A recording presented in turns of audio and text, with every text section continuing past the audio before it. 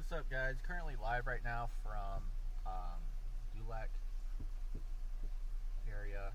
Be down here covering the potential hurricane Francine as it comes closer. We're deploying probes down here as well.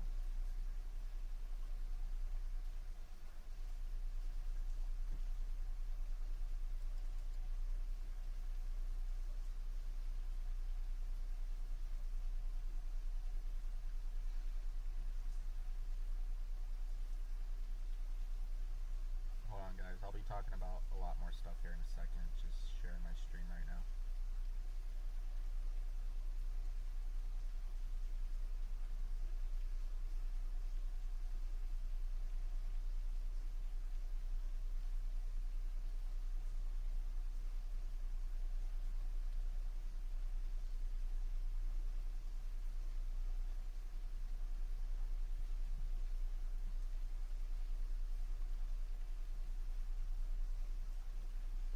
Put on a view of Francine so you guys can see her on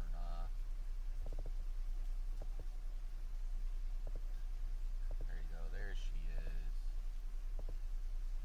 Look at her. She blooming now.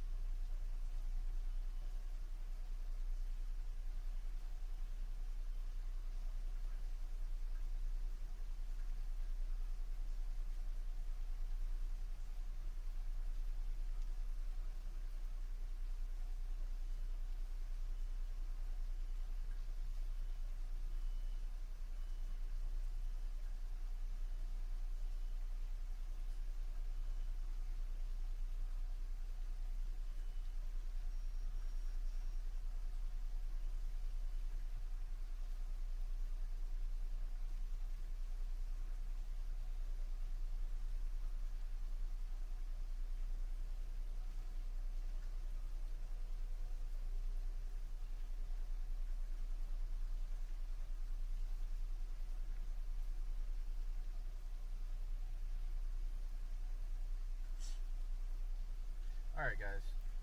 So, Francine is expected to become a hurricane later on today. She's definitely going to track off to the northeast towards the Louisiana coast. Right now, we are south of Dulac, south of the floodgate. There's an access point as well, side of the floodgate as well. We'll be at this point. So we'll be able to get back north of the floodgate when it closes later on because there's a gravel access road. I don't know about Golden Meadows though. That floodgate over there might be really close and not anywhere around it or down there. You have to be down there before they close. So let's see here. I'm gonna pull up the radar. So we're right here potentially. We're right here. Storm surge is gonna come in like this. There's gonna be 30-foot plus waves just offshore coming inland, and I wouldn't be surprised that all this area right here gets flooded out by surge if surge comes in, because there's a floodgate with the leave that's kind of like this. Well, no, the leave is like right here. Leaves like this, I assume. So we're gonna be down here deploying surge probes here for video, and we'll be covering this live throughout tonight, especially when the winds pick up here a little bit, and then as well if we need to move around or check out some other areas. But this is where we're at right now. So you got the storm surge right here for Dulac, Chevin, all these places for potential 9-foot or higher storm surge, and especially with the rain.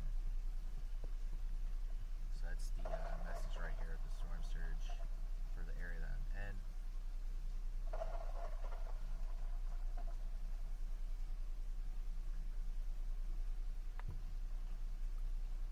But it really strongly depends on the track as well. Now, there's like two possible tracks that the system's coming in. Here's the hurricane forecast track. A lot of the models, some of the models have it going right here, which will then bring onshore flow like this. So that if it comes out further east like that, all these areas right here would be very impactful by very strong storm surge. Even though the system's coming in like this, it says in some of the forecast models as well, it's turning a little bit more east. That just brings in more deadly storm surge for all these areas right here. Significant storm surge. I wouldn't be surprised if there's storm surge over 10 feet in some areas. If it becomes stronger, if it develops way better, it becomes like a medium-sized Cat 2. That'll increase the storm surge. But I mean, it's spreading really, really, really tall waves with it. The European model forecast model here, I was just looking at the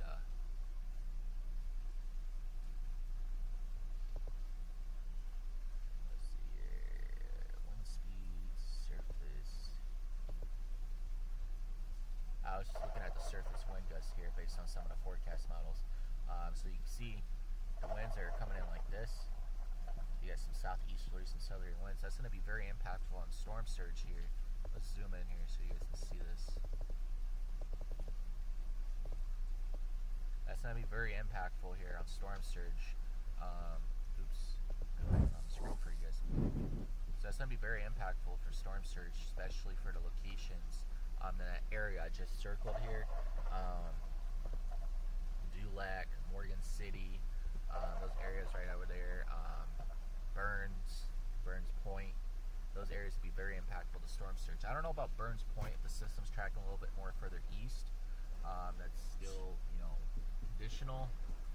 But on the furthest right side of the system, even with like 60+ mile-an-hour winds, that storm surge, you're still going to be stacking waves, especially with tide. And that system's going to come in burning some strong storm surge, especially on the right sides. Grand Isle is definitely going to get some storm surge if the system keeps tracking right. They could increase storm surge, over 9 feet in some locations over there if the system keeps tracking more east.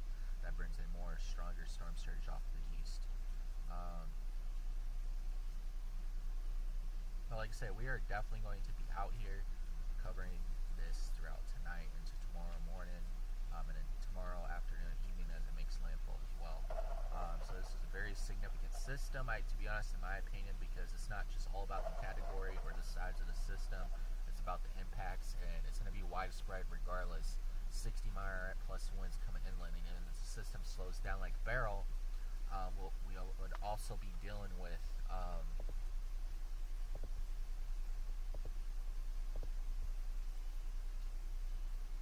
I'm sorry guys that you guys couldn't hear me.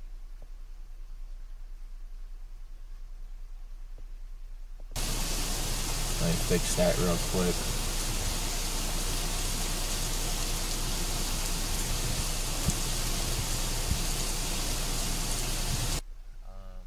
Hold on.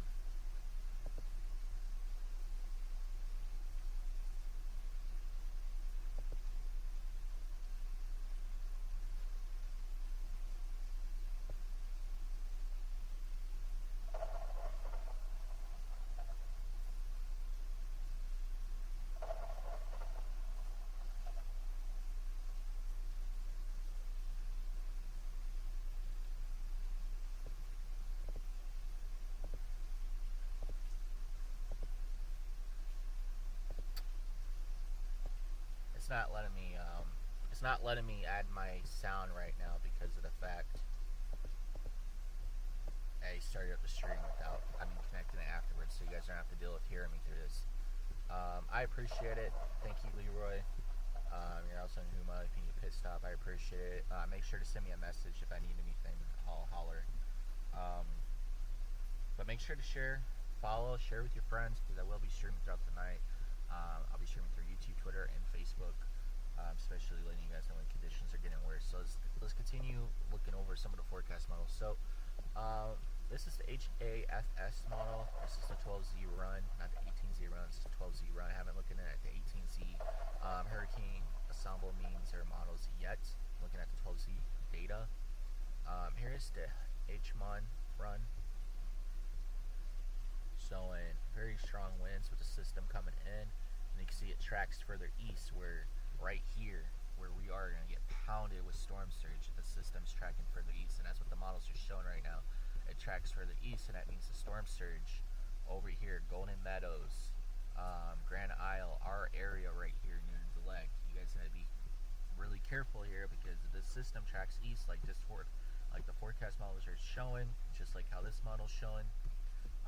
It's going to be bringing very significant storm surge to these low-lying areas where the sea level is already even with the sea at this point, the ocean, or even below sea level in some areas. So it won't take much.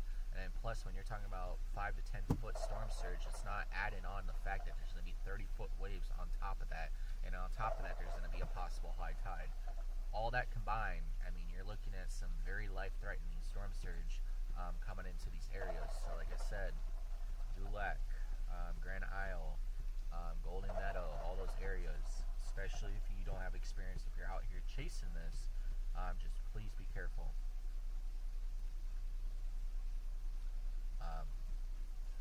Looking at some of the data right now, the 18s, everyone looks like the model's clustered and moved a little bit more east, which was anticipated. So, looks like it did. System's going to be moving east a little bit. That's what it's showing. So we're looking at the 12Z, but the 18Z run, which is the noon run, the newest run, just came out. It's definitely showing some potential that it's going to be tracking further east. But these models all show some significant winds here, tracking a little bit more east. Here's the surface pressure here on the HWFR. Look at that, 959 is showing, intensifying all the way up to landfall. That's very scary. Like I said, all these model trends, don't take them as a grain of salt because a lot of them can change last second. The system could be struggling. Some of the models might not be catching on to things that are like happening, like dry air kind of infiltrating a little bit more. So there's like all these different things you have to add in to look at. So here's the 18Z. Here's the newest 18Z hurricane forecast model run. So let's go ahead and take a look at this real quick. So you can see all the forecast models are all lined up here, tracking a little bit more east. You see that each track, some of the forecast tracks in the hurricane models now show it going right over Burns, or there's some areas that it's going over. Hold on real quick. Oops, just trying to look at the map here. So some of it has it basically. Some of the models have it going right over Morgan City or Burns Point. Some models have it going southeast of Morgan City. But either way, this east trend is going to bring significant storm surge to the locations east of that I've been mentioning. So even though it's taking this right turn more east of a turn, and it can even go further more east as it gets closer to land and wobbles. If it's making landfall going towards Morgan City, let's say, that means significant storm surge is possible for Dulac, all these areas over here.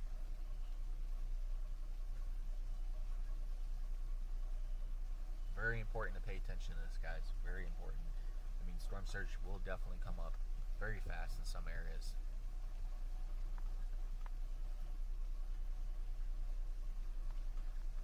That's the hurricane forecast model map right there for the 18Z run. And that's what we're currently looking at, so we'll zoom out of here. Backtrack, let's go to what it's thinking for intensity-wise. So they're all pretty much on point, either going to be a high-end Cat 1 or a low-end Cat 1. That's what the hurricane models are anticipating at the latest 18Z run. Like I said, this can change as well if it gets its act together and overperforms what the models are showing. Because a couple models show it being still a very, very strong hurricane. Some of them all saying no, some of them all saying yes. So I mean, there's all difference here in intensity here, and possibilities of, if it's going to strengthen, if it gets rid of that dry air, develops way better convection, and blows up here in this evening to the overnight as it gets away from New Mexico and Texas land. It gets more east, so we'll see if it takes advantage of that environment in the warm waters there and does intensify. So like I say, we're going to be watching that, but it's the 18Z model, hurricane model runs there. Like I said, look at the convection there, blowing up right there over the center. Boom! Right there. You guys see that? It just went boom. Look at that, right there over the center. Big convective tower just blew up right there in the center. Look at that. That is beautiful. You guys see that?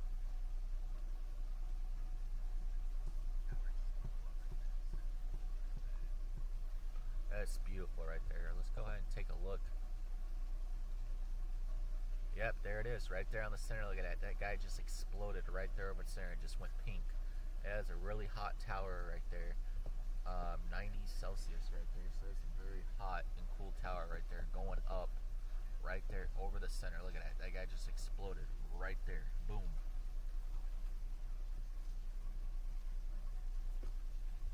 Let me zoom in so you guys can see this better.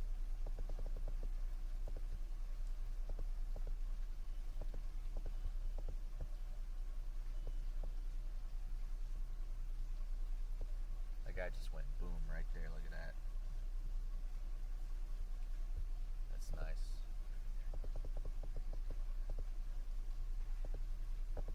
Pretty sure we can see it better right here. Let's go over to here. Yep, there it is. Look at the tower exploding right over the center right there. That's really nice. Now, if that keeps going up and explodes around the center, we can see maybe some better rapid intensification later on this evening as it gets organized. But that exploding hot tower right there, right over the center right there, that is a good sign of intensification could occur. So we'll see if that trend continues. But it is a really nice hot tower going up right over the center. I mean, it's dead center that it's going up right there. So we'll see what it does, what happens, and I'll talk to you guys soon. But I appreciate coming to the stream. Make sure to share with your friends and family. I will definitely be out here. I appreciate everyone watching. Just giving you guys all the real facts and details here currently of what's going to happen. Like I said,